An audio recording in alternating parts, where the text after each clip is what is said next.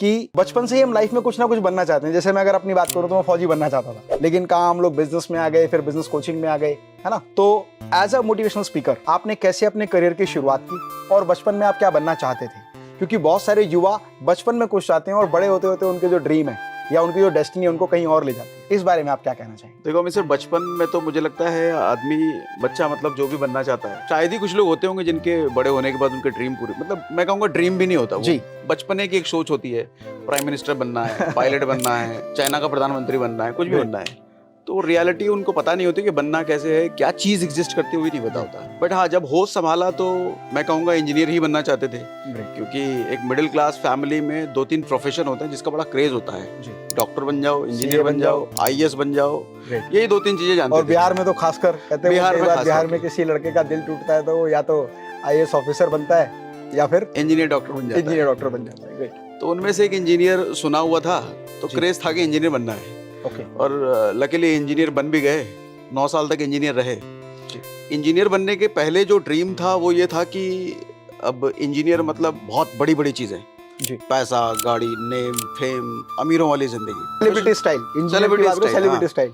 फिल्मों में देखे थे ना, इंजीनियर मतलब बहुत कुछ चीजें जी। लेकिन रियलिटी में जब घुसे तो समझ में आया कि कुछ नहीं होने वाला, ये सर्वाइवल भी बड़ा मुश्किल से चलने वाला है। तो मैं घुसते ही 6-7 महीने में ही देखना शुरू कर दिया था मैंने कि भैया यहाँ से तो वो चीजें नहीं होंगी जो मैं सोच के घुसा था। तो पार्ट टाइम में कुछ चीजें मैं करता रह रहा था, मतलब एम्बिशियस था, कुछ चीजें कर रहा था। हाँ, कभी मोटिवेशनल स्पीकिंग जैसा तो मैं जानता भी नहीं था कि ऐसा कुछ प्रोफेशन होता है। अच्छा। धीरे धीरे करते करते मैं नेटवर्क मार्केटिंग में घुसा और वहाँ से चीज़ें समझ में आई कि कुछ ऐसी चीज़ें भी होती है। अब नेटवर्क मार्केटिंग में ऐसा होता है कि जब आप घुसते हो ना तो आप लोगों को हेल्प करते हो, टीम बढ़ाने में, बहुत सारी चीज़ें करने में। तो करते करते लोगों ने ही फीडबैक देना शुरू कर दिया कि आपके अच्छा लगता है, सेशन दीजिए और बताइए और सिखाइए। फिर करते करते किसी तरीके से यूट्यूब पे आ गए, फिर यूट्यूब पे लोगों के कमेंट्स आने लग गए, रिस्पॉन्स आने लग गया।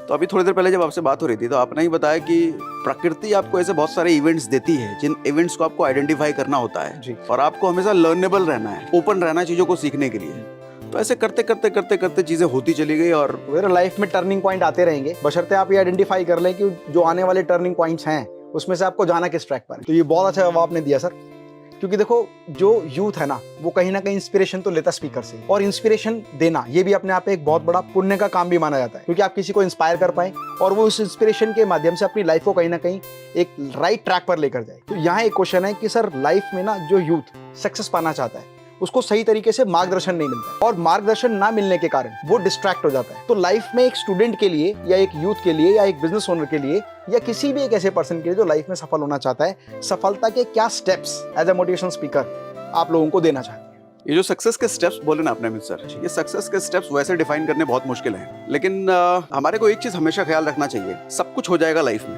अच्छे से हो जाएगा। आपको बस एक चीज से बचे रहना है, दैट इज संगति।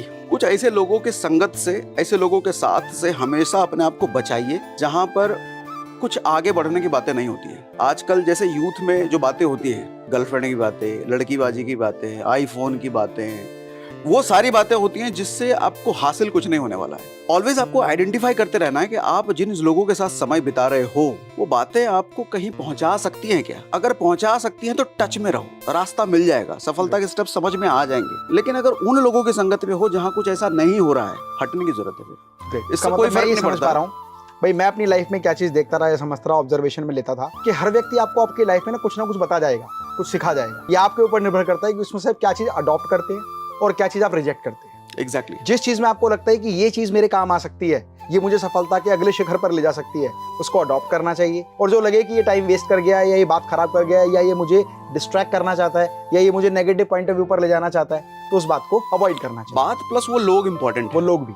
सर्किल कहना क्या चाहता हूँ मैं, संगत कहना चाह रहा हूँ। बिल्कुल।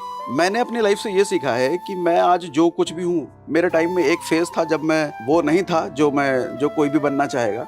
मतलब पहली बार शायद मैं आपको बोल रहा हूँ, सिगरेट, दारू, इन सब चीज़ों में पड़ा हुआ था। हालांकि वो समय बहुत ज़्यादा नहीं रहा, 6-7 महीने का समय रहा, लेकिन वो उसमें मैं क्यों पड़ा? Because of circle, because of संगत। अच्छा, उससे मैं निकल क्यों पाया? बिकॉज ऑफ संगत। तो आज मैं जहाँ भी हूँ ना, मैं टोटल क्रेडिट देता हूँ संगत की वजह से, और मैं इसी को किस्मत भी कहता हूँ। लोग कहते हैं ना कि किसी की किस्मत अच्छी है, इसको ये मिल गया, उसकी किस्मत खराब है। सर किस्मत सिर्फ ये चीज होती है कि आपको ऐसे लोगों का अगर साथ मिल जाए जो आपको आगे बढ़ने का रास्ता बता दें या आपको इंस्पायर कर दें कुछ करने के लिए, इसका मतलब किस्मत आपके साथ है। ग्रेट। तो यही बात कहते हैं कि भाई आज आप जिस स्तर पर हैं, अक्सर हम लोग अपने प्रोग्राम्स में भी इस बात को बोलते हैं कि दोस्तों आज आप जिस स्तर पर हैं वो इस बात का प्रत्यक्ष प्रमाण है कि पिछले 5 वर्षों से आप किस तरह के लोगों के साथ हैं। एग्जैक्टली। और यही इस बात का प्रमाण होगा कि आज आप किस तरह के लोगों की संगत में हैं। आने वाले 5 वर्षों बाद आप उसी तरह की संगत के हिसाब से आप उस स्तर पर पहुंचेंगे जहां पर आज आप पहुंचना चाहते हैं। तो संगत का बहुत बड़ा असर होता है। सर संगत के साथ साथ ना युवाओं के साथ एक प्रॉब्लम क्या होती है कि वो बहुत सारी चीजों को लेके डिस्ट्रैक्ट हो जाती है। अब वो डिस्ट्रैक्शन कुछ भी हो सकती है। एक लड़का है, मतलब मैं सभी की बात नहीं कहूंगा, एक युवा साथी है, 100 में से 70% युवा साथी एक अच्छी गर्लफ्रेंड ढूंढ रहे होते हैं, जो गर्ल्स हैं वो अच्छा बॉयफ्रेंड ढूंढ रहे होते हैं, या कोई ऐसी चीजों में एंगेज हो जाता है जिसमें एंगेज नहीं होना चाहिए, जैसे आपने बताया सिगरेट, दारू और भी इस तरह के एंटरटेनिंग बहुत सारे जरिए होते हैं। इसके अलावा एक बहुत बड़ा डिस्ट्रैक्शन है सोशल मीडिया।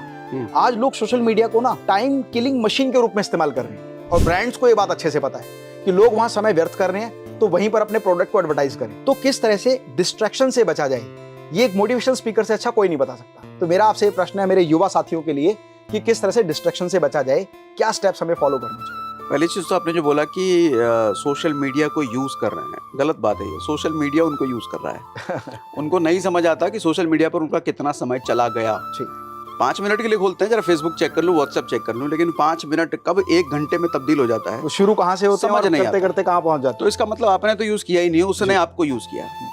दूसरी चीज डिस्ट्रैक्शन से कैसे बचे। मैं एक चीज हमेशा मानता हूँ कि जिंदगी में ना कुछ चीजें ऐड करना जरूरी है किसी चीज को हटाने के लिए। जिंदगी हो या दिमाग हो, आप डायरेक्टली किसी चीज को हटा नहीं सकते, आपको रिप्लेस करना होता है। जी, एक चीज ऐड करो दूसरी हट जाएगी। अगर आपको लग रहा है कि आप डिस्ट्रैक्ट हो रहे हो, लोग डिस्ट्रैक्ट हो रहे हैं, तो सर कोई चीज ऐसी ऐड करो जो आपको फोकस करना सिखा दे। जैसे मैं फॉर एग्जांपल बताता हूँ, जैसे एक टाइम था मैं भी थोड़ा सा एडिक्टेड हो गया था मोबाइल के, लेकिन मैं देखता था कि जब इवेंट्स होते थे तो इवेंट्स फुल डे इवेंट्स होते थे, मैं किसी सीख रहा होता था तो फुल डे इवेंट्स में मोबाइल फोन स्विच ऑफ होता था और मेरा पूरा फोकस इवेंट पर होता था, है ना।